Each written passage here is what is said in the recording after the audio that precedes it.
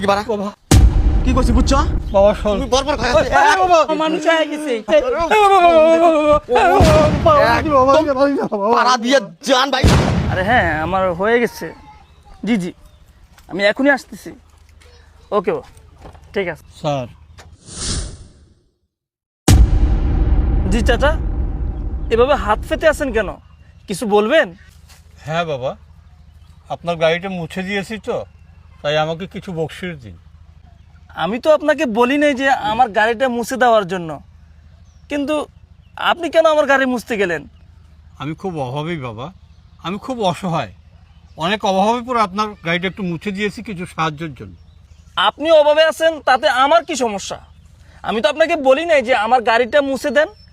শুনেন একটা কথা বলুন তো, আপনি কি আমাকে চিনেন না? মানে আপনি কখনো আমাকে দেখছেন কিনা একটু বলুন তো।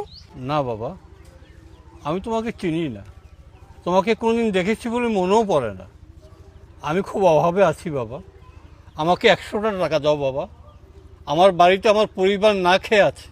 তোমার কাছে আমি জোরহাত করছি বাবা, আমার বাড়িতে পরিবার না খেয়ে আছে। আল্লাহ, এটা আমি কি দেখলাম? এটা দেখার জন্য তো আমি মোটেও প্রস্তুত ছিলাম না।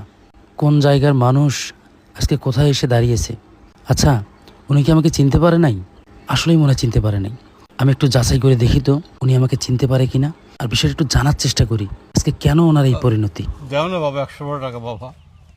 সিসি আপনি এইভাবে কেন কথা বলতেছেন? আসলে আমি যদি ভুল না করে থাকি আপনি তো শহীদ স্যার, তাই না? ওই যে আমাদের গরিপুরের প্রাইমারি স্কুলের শহীদ স্যার, আপনি তো ওখানের হেডমাস্টার ছিলেন। আমাকে দেখেন তো, আমাকে চিনতে পারেন কি না? আমি সাজ্জাদ, আমি আপনার স্টুডেন্ট ছিলাম। আর আপনি আমাকে অনেক কথা বলতেন যে আমি জীবনে কিছুই করতে পারবো না, কিন্তু আপনার এই অবস্থা কেন? আপনাকে এই অবস্থা দেখে তো আমি পুরো অবাক হয়ে যাচ্ছি। বলুন স্যার, আপনার এই অবস্থা কেন? হ্যাঁ বাবা, তোমাকে চিনতে পেরেছি, তুমি সাজ্জাদ। তোমাকে নিয়ে আমি যত কিছু বলেছিলাম সব আমার ভুল ছিল। তোমার এই পরিবর্তন দেখে আমার মনটা ভরে গেছে বাবা। আর আমার কথা বলছো, এটা আমার ভাগ্যে লেখা ছিল বাবা। ঠিক আছে, তোমার টাকা দিতে হবে না, তুমি যাও বাবা। আরে চাচা, স্যার দাঁড়ান, শুনেন স্যার, আপনি এইভাবে বলবেন না। আর আপনি এইভাবে এতদিন পর, দীর্ঘ 20 বছর পর আপনার সাথে আমার দেখা, আর এইভাবে আপনি আমার সাথে দেখা হওয়ার পর চলে যাবেন, এটা আমি কিভাবে মেনে নিব বলেন? স্যার আপনি শুধু আমার স্যার না, আপনি আমার বাবার মতো, আমার বাবার বয়সী।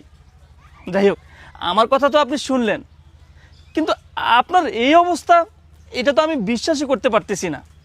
আচ্ছা, আপনার ছেলে ওই যে রিপন, ওর কি অবস্থা?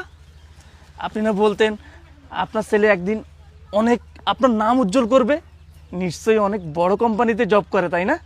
রিপন কোথায় স্যার? কি হলো, চুপ করে আছেন কেন? বলুন, রিপন কোথায়? বাদ দাও বাবা, রিপনের কথা বাদ দাও, ওর জন্যই তো আমার আজকে এই অবস্থা।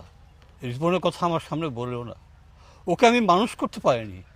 আমার খুব আশা ছিল, আমার খুব ভরসা ছিল কোনো এক সময় মানুষ হবে, কিন্তু সেই মানুষ না হয়ে সে আজ একটি অমানুষ। ও হয়েছে একটা অমানুষ।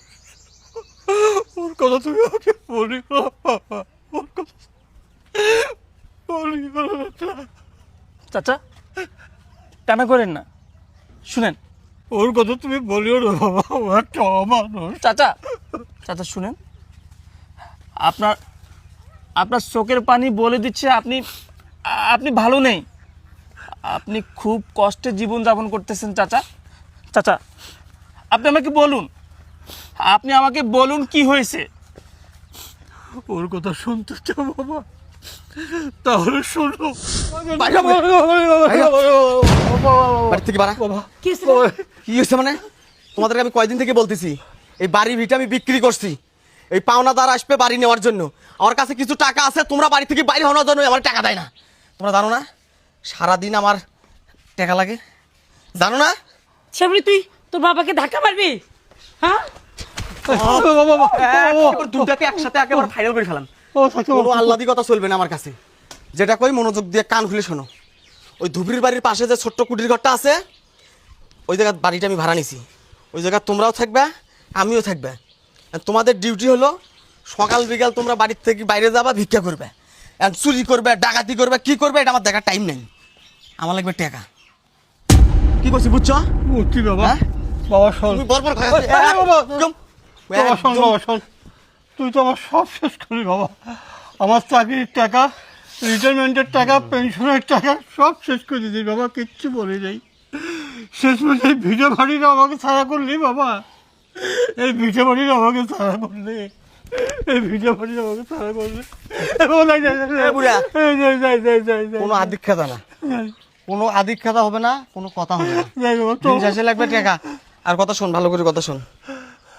ওই করিম বক্সের দোকানের পাশে ছোট দোকানটা আছে না, ওটি আমার কথা বললে টোপলা দিবে। যে কয় টাকা আছে টাকা দিবি, টোপলাটা নিয়ে এসে সুন্দর করে আমার বাড়ি জমা দিবি।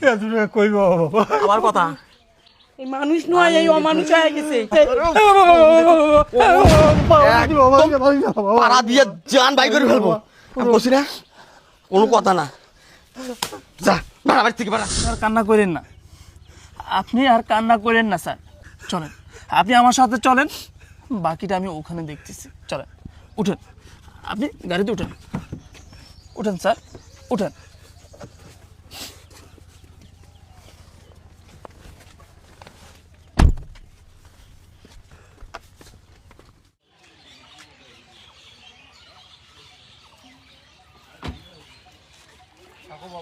আমি ওকে নিয়ে আসতেছি। এই যে আমি তোমার কোথায় যাচ্ছি, কয়টা বাজারে তোমার কয়টার সময় দিবছি, আমি কইছি না আমার টাকার দরকার।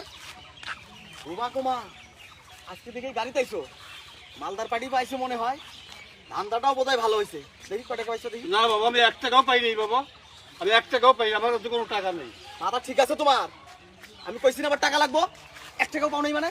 টাকা ছাড়া আইছো কি লেগে? কি লেগে টাকা ছাড়া আইছো? দেখি কয় টাকা পাইছো। নাই বাবা, টাকা নাই বাবা, নাই। টাকা পাও নাই? সারাটা দিন আমি যে বই রয়েছি টাকার জন্য, তুমি টাকা পাও নাই কি লেগে? কি করছো তাহলে? কি করছো? তোমাদের সকালে বাই করে দিছি, আজকে ভালো ধান্দা করবো, আমার বেশি টাকার দরকার। টাকা না নিয়ে কেন হয়েছে?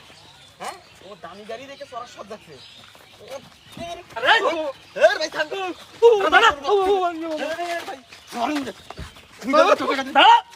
টাকা দিয়ে বুড়িয়ার বাচ্চা ছিল ভাই, আপনি আমার থাপ্পড় দিলেন কি লিগা? আর মিয়া মারেন কি লিগা? কোথায় কোথায়? আর বুঝলাম না কি হচ্ছে আপনার। আপনি আমাকে হাত দিলেন কি লিগা? কি লিগা আপনি আমাকে হাত দিলেন? তোরটা আমি পরে দেখতেছি। সর, এই বুড়া টাকা দে। আরে সর, আমি কথা। তোর গায়ে কেন হাত দিছি দাঁড়া, একটু পরে তোকে বলতেছি। স্যার, আপনি তো বলেছিলেন আপনার সন্তান অমানুষ, কিন্তু আমি দেখতেছি আপনার সন্তান অমানুষ না, আপনার সন্তান কোনো মানুষের কাতারে পড়ে না।